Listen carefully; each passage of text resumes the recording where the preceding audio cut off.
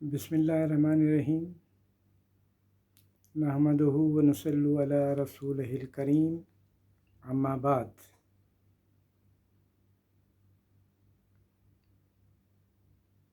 T V for you کے ناظرین السلام علیکم۔ میں ہوں کراچی اسٹوڈیو سے ڈاکٹر رئیس احمد صمدانی۔ آج 11 ستمبر ہے۔ بانی پاکستان قائد اعظم محمد علی جناح نے آج سے 73 سال قبل داعی اجل کو لبیک کہا تھا۔ اس وقت میں اسی حوالے سے مختصر گفتگو کرنا چاہوں گا۔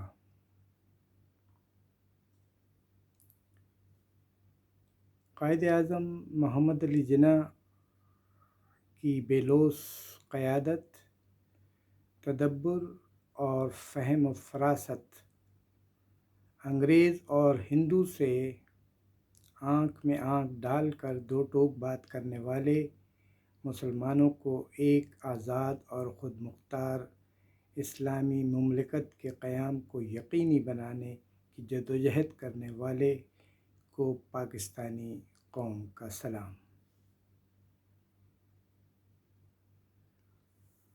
ہمارے درمیان اختلافات کتنے بھی ہوں، لیکن ہم سب ایک آزاد خود مختار اسلامی مملکت کے باسی ہیں، اور بانی پاکستان حضرت قائد اعظم محمد علی جناح کے سیاسی تدبر اور بردباری کا ثمر ہے کہ آج ہم ایک اسلامی جمہوری مملکت میں آزادی کے ساتھ رہ رہے ہیں۔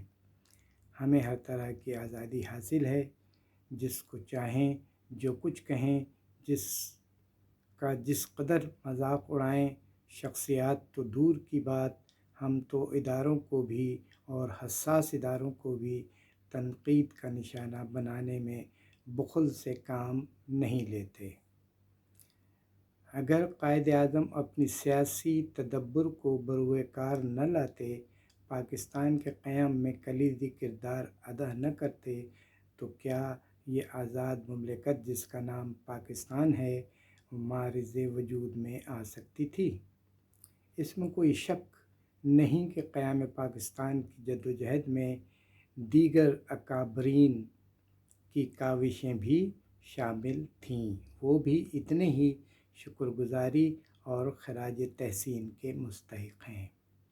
یہ وہ قائدین تھے جن کی منزل اقتدار کی نہیں تھی، وہ جاہ و حشمت بھی ان کے سامنے کچھ نہ تھا۔ وہ ایک آزاد وطن کے خواہش مند تھے۔ وہ چاہتے تھے کہ مسلمان آزاد وطن میں آزاد زندگی بسر کریں، یہاں مثالی طرز حکمرانی ہو، جمہوری روایات کو فروغ حاصل ہو۔ قائد اعظم ہمیشہ سے مسلم لیگ میں نہ تھے، بلکہ وہ کانگریس کے لیڈر تھے، لیکن جب انہوں نے مسلمانوں کی حالت زار دیکھی اور ہندو مسلم کے فرق کو محسوس کیا تو کانگریس کو خیر بات کہا اور مسلم لیگ کی جدوجہد کے سپہ سالار بن گئے۔ سیاسی تدبر ان میں بدرجہ عتم موجود تھا۔ ان کی نگاہ دور تک کے سیاسی حالات پر تھی۔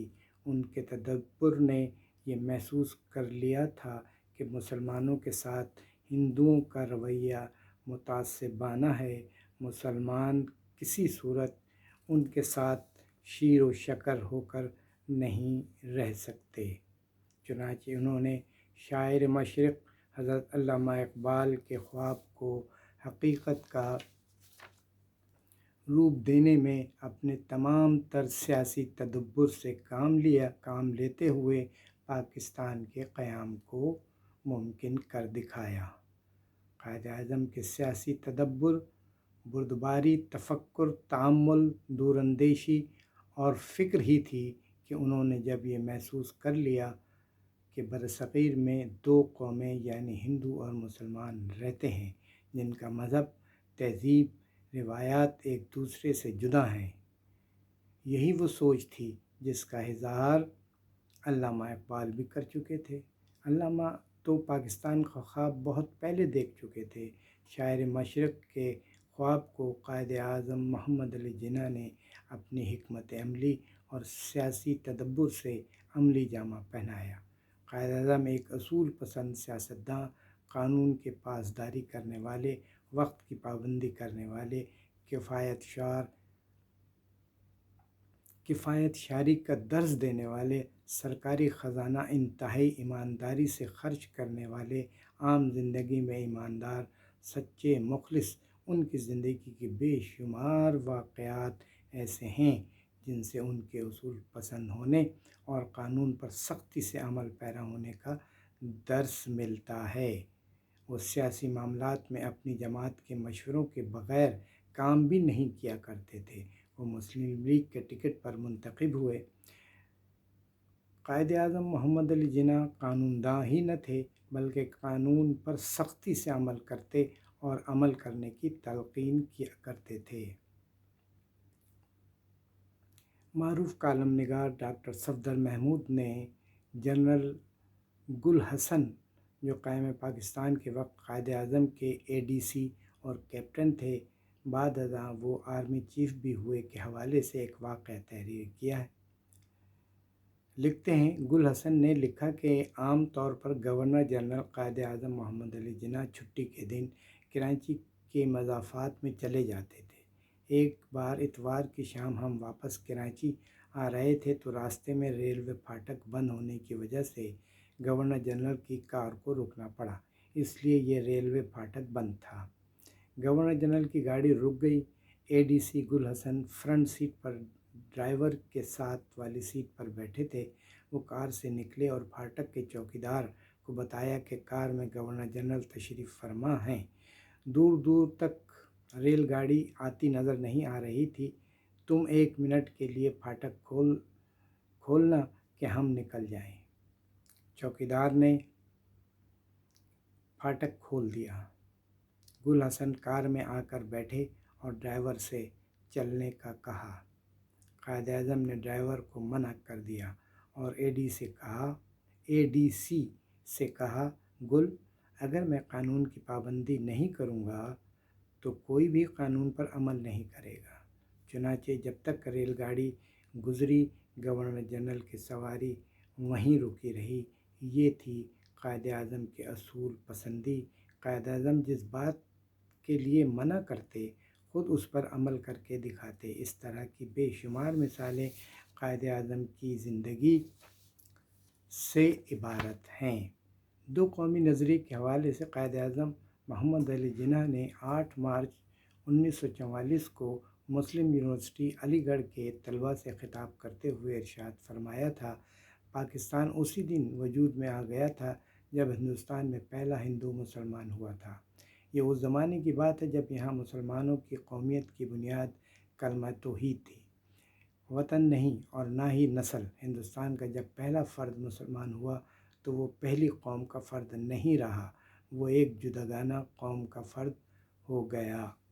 ممتاز حسن نے قائد اعظم محمد علی جناح کی فراست اور تدبر کے حوالے سے لکھا ہے کہ جب ستمبر 1946 میں کانگریس اور اکتوبر 1946 میں مسلم لیگ ہندوستان کی عبوری حکومت میں شامل ہوئیں تو انگریزوں کی کوشش یہ تھی کہ ان حالات کو گورنمنٹ میں رکھا جائے، ان دونوں کو گورنمنٹ میں رکھا جائے اور ان میں سے ایک یعنی کانگریس کو دوسری یعنی مسلم پر مسلط کر دیا جائے، مگر قائد اعظم کی فراست اور تدبر نے اس چال کو ناکام بنا دیا۔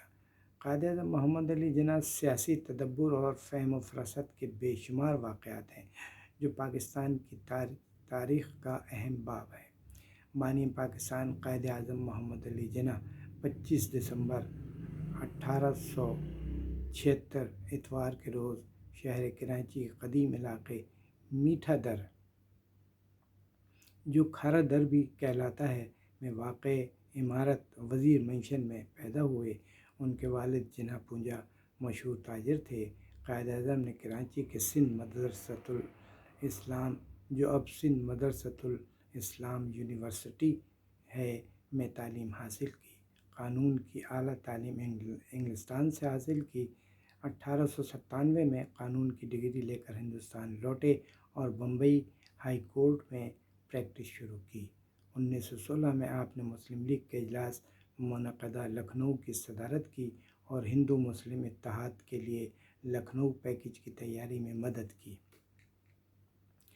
رفتہ رفتہ قائد اعظم محمد علی جناح نے ہندوستان کے مسلمانوں کی قیادت سنبھالی اور مسلم لیگ کے پرچم تلے پاکستان کے قیام کی جدوجہد میں سر فہرست لیڈر بن گئے۔ قیام پاکستان کے لیے آپ کی روز و شب جدوجہد کے نتیجے میں اسلامی ملک پاکستان معرض وجود میں آیا۔